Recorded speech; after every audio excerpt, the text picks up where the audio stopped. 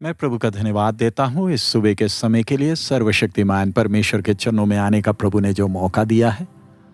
आइए आज सुबह के वचन मनन के लिए भजन संहिता 21 उसके 7वें वचन से 13वां वचन तक हम पढ़ें। क्योंकि राजा का भरोसा यहोवा के ऊपर है और परम प्रधान की करुणा से वो कभी नहीं टलने का। तेरा हाथ तेरे सब शत्रुओं को ढूंढ निकालेगा, तेरा दाहिना हाथ तेरे सब बैरियों का पता लगा लेगा। तू अपने मुख के सम्मुख उन्हें जलते हुए भट्टे के समान जलाएगा। यहोवा अपने क्रोध में उन्हें निगल जाएगा और आग उनको भस्म कर डालेगी। तू उनके फलों को पृथ्वी पर से और उनके वंश को मनुष्य में से नष्ट करेगा, क्योंकि उन्होंने तेरी हानि ठानी है। उन्होंने ऐसी युक्ति निकाली है जिसे वह पूरी ना कर सकेंगे। क्योंकि तू अपना धनुष उनके विरोध चढ़ाएगा और वे पीठ दिखाकर भागेंगे। हे यहोवा, अपनी सामर्थ्य में महान हो। हम गा गा कर तेरी पराक्रम का भजन सुनाएंगे।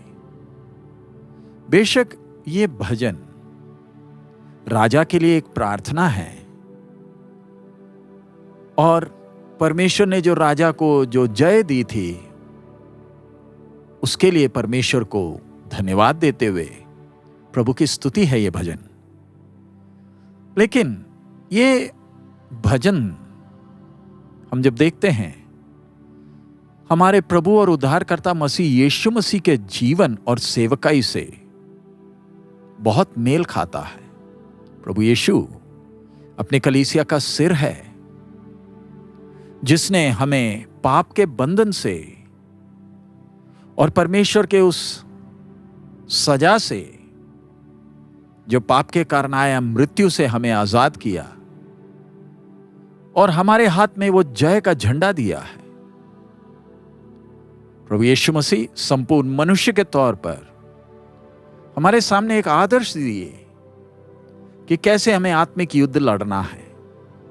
हमारे दैनिक जीवन में जब शैतान अलग अलग तरीके से हमारा मुकाबला करता है, हमने कैसे उस पर जयवंत होकर सिद्धता में बढ़ना है, ताकि हम परमेश्वर के वारिस बन सके। परमेश्वर का वचन कहता है कि बेशक हम परमेश्वर के वारिस हैं, तो भी हमें उस सिद्धता तक बढ़ना है। इस पृथ्वी में जब हम जीते हैं, हम जब परमेश्वर के संतान हैं, हमारे अपने जीवन में कितने युद्ध हमें लड़ने हैं, जो प्रभु ने हमारे सामने जो नमूना दिया है। तभी हम जब इस संसार से जब जाएंगे, अगर प्रभु के आमद में देरी हो, तो प्रेरित पौलुस की तरह हम विनम्रता से कह पाएंगे, मैंने अच्छी कुश्ती लड़ी है। लेकिन हमें हमेशा स्मरण रखना है कि हमारे सामने जो दुश्मन है, उसका हमने सामना प्रभु यीशु ने जो हमें जय दिए उसके आधार पर हमने उसका सामना करना है। मनुष्य के तौर पर प्रभु यीशु स्वर्गीय पिता पर आश्रित थे और हमें सिखाया कि कैसे अपने जीवन के हर क्षेत्र में परमेश्वर पर आश्रित रहना है। हमारे जीवन में आने वाले लड़ाइयां, उसको हम पहले से बता नहीं सकते, लेकिन हमें परेशान होने की जरूरत नहीं, क्योंकि परमेश्वर की करुणा हम सब पर है। जिस प्रभु ने हमें चुना है वो हमें हर कदम में चलाएगा, अगर हम उस पर आश्रित हैं और प्रभु की इच्छा और परमेश्वर की अगुवाई को अगर हम चाहते हैं। प्रभु यीशु रात के समय पूरा प्रार्थना किया करते थे, और ये परमेश्वर के साथ के सही संबंध के लिए अति आवश्यक है। अगर मसीह यीशु जो पाप रहित थे, अपने जीवन काल में पिता की इच्छा को पूरा किए, और अगर प्रभु यीशु को उसके लिए रात भर पिता के साथ समय बिताना पड़ता था, तो हमें कितना अधिक हमारे अंदर पापमय स्वभाव के वो चिन्ह है जिसे हम शारीरिकता कहते हैं, जिससे हमारा संघर्ष है, तो हमें कितना अधिक पिता के साथ बैठकर बात करना है। हम संसार के सामने तो सिद्ध दिखते हैं, लेकिन अंदर ही अंदर हम सब मानते हैं ना कि हमारे अंदर कितनी लड़ाइयां हैं जो हमें जीतना है, कितना संघर्ष है। और अगर हम प्रभु में बलवंत नहीं है तो संघर्ष कितना ज्यादा है। लेकिन हम प्रभु का धन्यवाद देते हैं क्योंकि प्रभु ने हमें विश्वास योग्य समझा है और परमेश्वर के करुणा के सिंहासन के सामने हमारे लिए बीचवाई करने के लिए हमेशा उपस्थित है। हमें अपने विश्वास की ढाल को इस लड़ाई में इस्तेमाल करना है। जरा देखें प्रभु यीशु ने कैसे लड़ाई को जीता। मृत्यु के वादी के उस गहराइयों से जब जा रहे थे, तब भी उनके अंदर से निकली हुई प्रार्थना क्या थी? अपने देह में रहने के दिनों में ऊंचे शब्द से पुकार कर और आंसू बहा कर उससे जो उसको मृत्यु से बचा सकता था, प्रार्थनाएं और विनती की और भक्ति के कारण उसकी सुनी गई। जरा सोचकर देखें, प्रभु यीशु जब इस लड़ाई को लड़ रहे थे, अकेले थे, कोई साथ नहीं था, लेकिन अकेले थे तो भी उनको एहसास था मेरा पिता मेरे साथ है, जो मेरा बल है इस लड़ाई में। प्रभु यीशु मसीह ने दुश्मन को हराया और वो आज भी राज्य करता है और दुनिया का, जगत का एक दिन राज्य करेगा, न्याय करेगा, हर दुष्ट को ढूंढ निकालेगा उस बड़े न्याय के दिन। और उसका क्रोध उस न्याय के दिन उनको झुलसाएगा।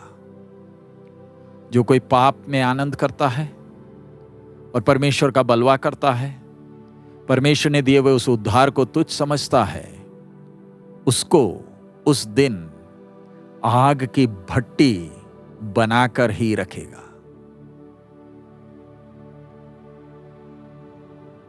हमने इस बात की गंभीरता को समझना है। इसका मतलब यह नहीं कि यह न्याय केवल अन्य जाति और अविश्वासियों पर पड़ेगा, वरन हम पर भी पड़ सकता है। हम अपने आप को बोलते तो हैं विश्वासी, अगर हम पाप को आज भी मजा करते हैं, उद्धार को अनुभव करने के बाद परमेश्वर का क्रोध हमें भी झुलसाएगा, अनंतकाल के आग में फेंके जाएंगे। उसके बाद ही अनंत काल शुरू होगा। अगर दुश्मन मसीह यीशु के ऊपर जयवंत नहीं हो पाया, हमारे अंदर भी वो तसल्ली रहे कि वो कलीसिया को हरा नहीं सकता। कलीसिया मसीह की देह है और प्रभु ने कहा मैं अपनी कलीसिया बनाऊंगा और अथोलों के फाटक उस पर प्रबल नहीं होंगे। कई बार दुश्मन हमारे सामने हमें ललकारते हुए अपनी मूर्ख योजनाएं बनाते हुए आएगा और ललकारेगा कि वो हमें नाश करेगा, लेकिन हमें चिंता करने की जरूरत नहीं, क्योंकि हम मसीह में जयवंत है।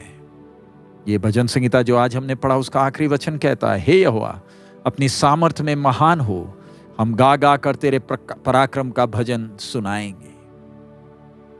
जब पुराने नियम के संत क्रूस के उस तरफ खड़े होते हुए इस भजन को गाते हैं, हम जो उद्धार पाए, हमें कितने आनंद से इस वचन को गाना है, क्योंकि हमने परमेश्वर के सामर्थ को, परमेश्वर के भुजबल को मसीह यीशु में देखा, जो मरे हुए में से जी उठा और आज हमारे लिए बीचवाई करता है।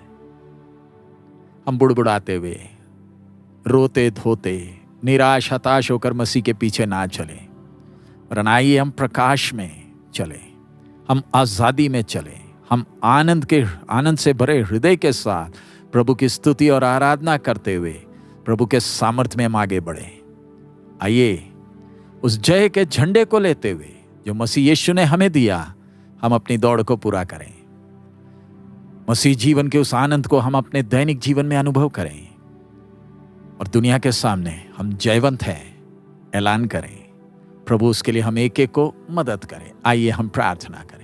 हमारे अनुग्रहकारी दयालु पिता, हम आपका धन्यवाद देते हैं इस नए दिन के लिए और आपके बहुमूल्य वचन के लिए। इस भजन संहिता 21 के लिए धन्यवाद प्रभु। जो जय आपने हमें दी उसके लिए धन्यवाद। चुनौतियां हैं, संघर्ष है, लड़ाई है, दुश्मन सामने है, लेकिन जय दिलाकर आप हमारे साथ हैं। अपने जय का झंडा हमारे हाथ में दिया है। प्रभु, उस जय के ध्वनि के साथ आज के दिन आगे चलने के लिए हमें मदद कर, ताकि दुनिया भी देखे कि मसीह जयवंत है। प्रभु, तुझ पर आश्रित रहते हुए, तुझे प्रेम करते हुए विश्वास की ढाल को लेकर आगे चलने के लिए हमें सहायता कर। आपने हमारी प्रार्थना सुना, इसलिए धन्यवाद। यीशु मसीह के मधुर नाम से हम मांगते हैं, आमीन। प्रभु हम सबको बहुत आयत से आशीष दे। हमारा प्रभु अति शीघ्र आ रहा है। मारा नाथा।